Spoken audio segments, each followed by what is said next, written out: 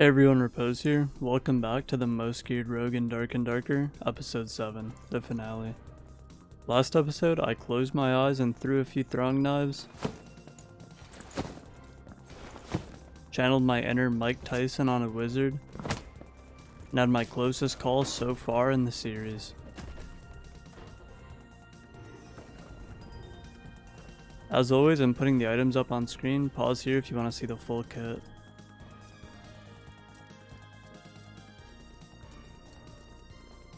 There's only two ways this series ends.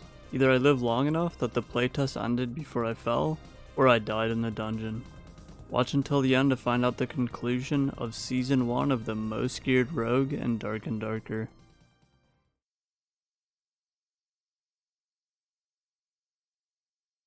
And here we are, this is game 8 of the series, episode 7. And this game is an absolute banger. If there is one game I'd recommend people watch from this series, it will be this one.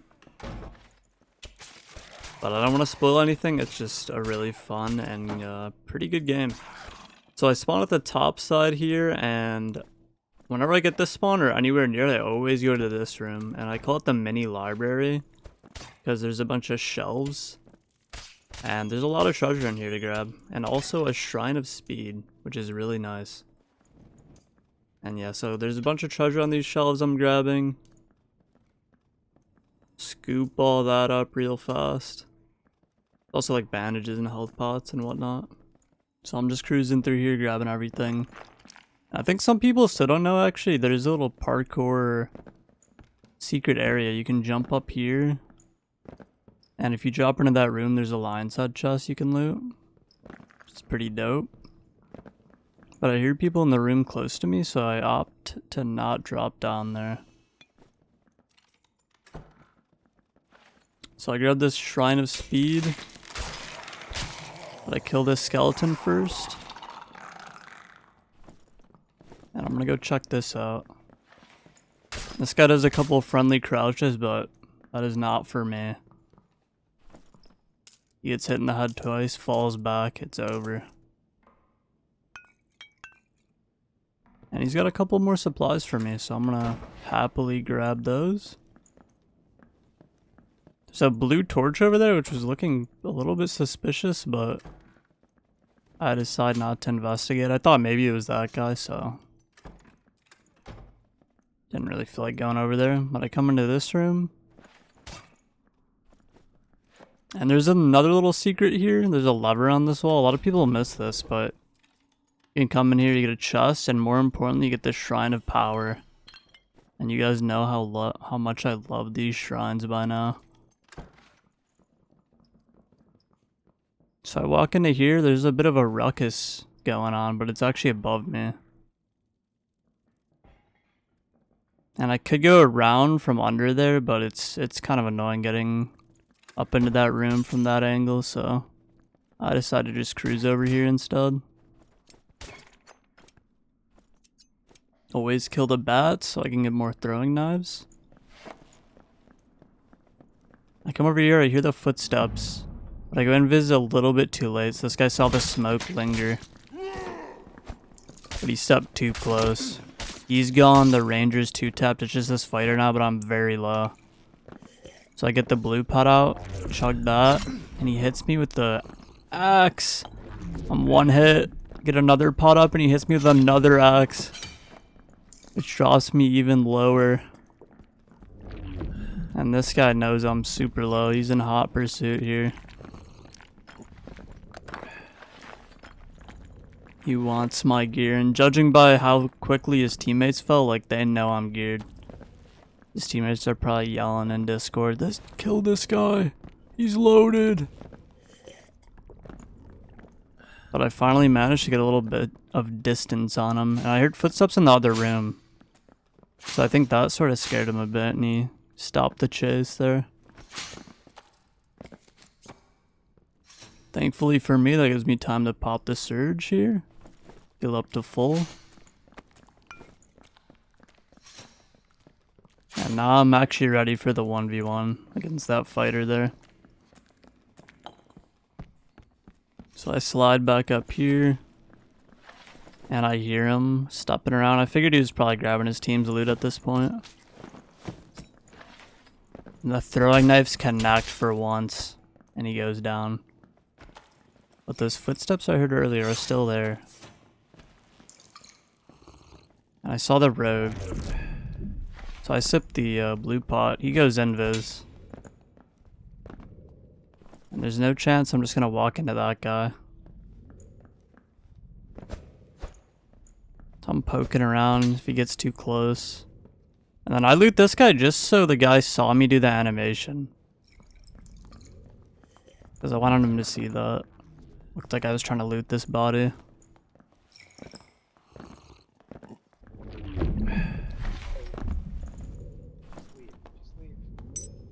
Just leave. You lost your shit. You lost it. And that is absolutely embarrassing, my friend.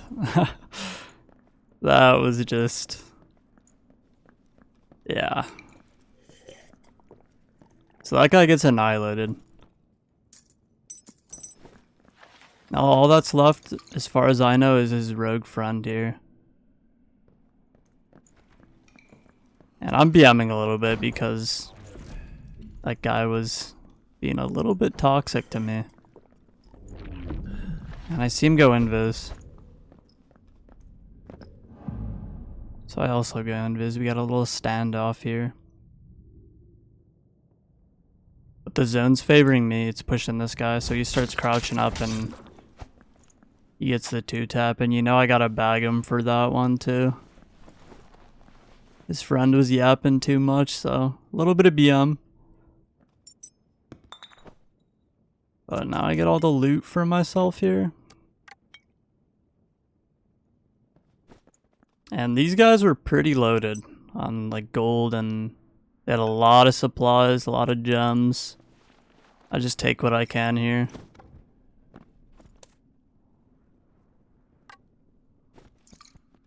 But definitely a decent haul so far. And I'm just gonna keep looting this guy. I gotta move here pretty soon because the zone is closing.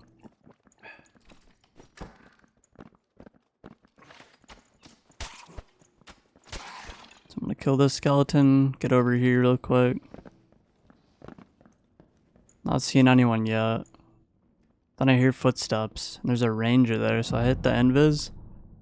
And he definitely should have seen my little cloud of smoke when I went invis there, but he doesn't start shooting, so. And then he kind of just walks into me. And his unawareness means instant death to this kit. His friend's not very happy, so he starts coming at me, but 2 swipes is all it takes.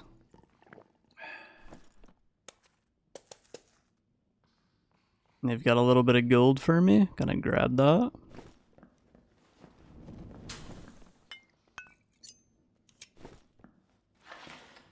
And this is nearing the end of the game here. The zone's getting pretty small.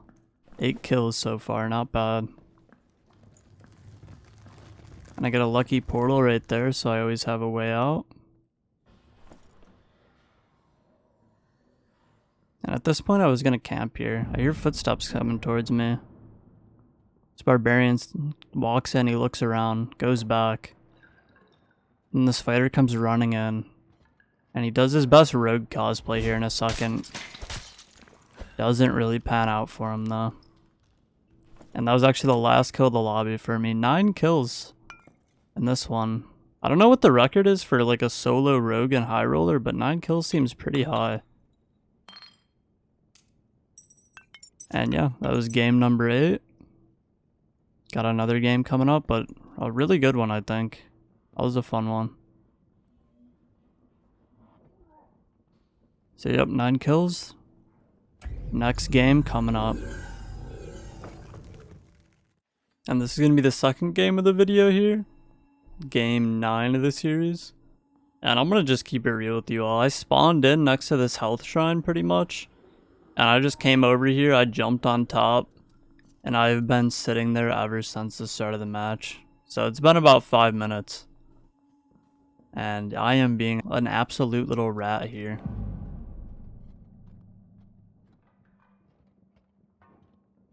But finally, it seems my patience has paid off. Because some people come running by, I don't leap right away. And then I see this cleric's turning around to cast some spells. I don't know what exactly is going on. But this other team comes running in.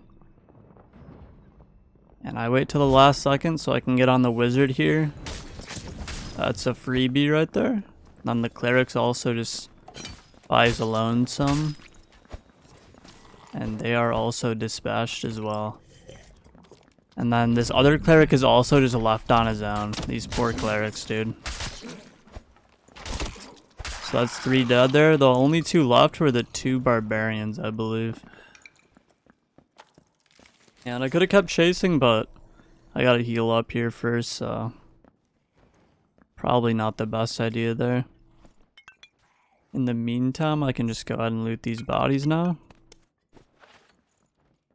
And I heard one of them get close to my door, so instead of looting, I just wait here for a sec. But eventually it sounds like he goes the other way, so I come back and keep looting now. And that guy's got a whole heaping bunch of supplies for me I'm gonna grab. And a good spear. This guy crouches out. Throwing knife hits him. Means the rupture's bleeding him there. And he's cornered here, or so I thought. They jump into the abyss. And I don't really feel like chasing down there, so I pretty much forget about it for now. And then I see this guy just healing in here, this fighter. I'm running after him. Miss the knife so I don't get the slow. They just zoom away. So yeah, that guy just runs away at turbo speed. Don't really feel like chasing him. He didn't even have a helmet, so I figured they're not that geared anyway. So I come in here, open the big door. There's a barbarian. I'm assuming at this point it's the same one that just jumped into the pit below. So I'm running after him again. And they just drop down again. And going down there just doesn't seem like a good idea, so I don't bother. Eventually the zone will push him out. I just make sure I'm full health here. And the door's open with the skeleton champion. This guy's kind of mean and high roller. He attacks pretty fast. But I'm so geared I figured I might as well just take him out for the chance at a golden key here. Also the frostbite on the viola that slows the attacks makes it a lot easier to kill. But he's putting up a fight. He gets a swipe or 2 in on me. And I heard a barbarian scream. So I figured it's that one guy that dropped down below me. And there it is. There was actually a barbarian in the tower above me. He leaps down, completely demolishes me. And that's how it ends, sadly. Honestly, a really dumb way to go. I heard the guy scream, and he still takes me out.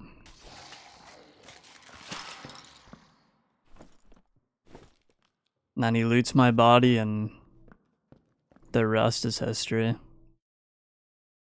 And yeah, so that wraps up season 1 of the most geared rogue in Dark and Darker. Honestly, I feel ashamed. Like, the way I died was so dumb, but it was bound to happen eventually, and it was fun while it lasted. So that wraps that up.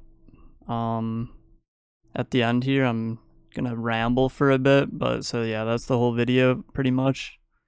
If you want to stick around for the ramble, that's fine, but it was a fun series. I'll probably end up doing another one for the next playtest, and there's gonna be a lot of changes I'm excited for, so that'll be fun. Another question I've been getting a lot is why don't I add the loot at the end? And I wasn't adding the loot because it was just annoying to calculate it all, and I didn't have like the footage recorded of me selling the items most of the time, so it was a pain to deal with. And the most common question I've ever gotten on this channel by far is a rupture or weak point. And like when you're undergeared, rupture is better. When you have good gear, weak point's better is like the simple way to look at it. And for this series, like weak point probably is just better. But I am a rupture enjoyer and I just like using it with throwing knives. I think it's fun. It probably isn't better though, like just in terms of damage and like efficiency wise. But they're both good, and yeah, I rocked Rupture this time. Maybe next time I'll do Weak Point. But that pretty much wraps it up. So thank you everyone for watching the first season of the Most Geared Rogue in Dark and Darker. And also thank you for 10,000 subs, hit that yesterday. It's pretty nuts, and I will be back soon. There's still going to be daily uploads, but this series has come to a close for now. Thanks for watching everyone.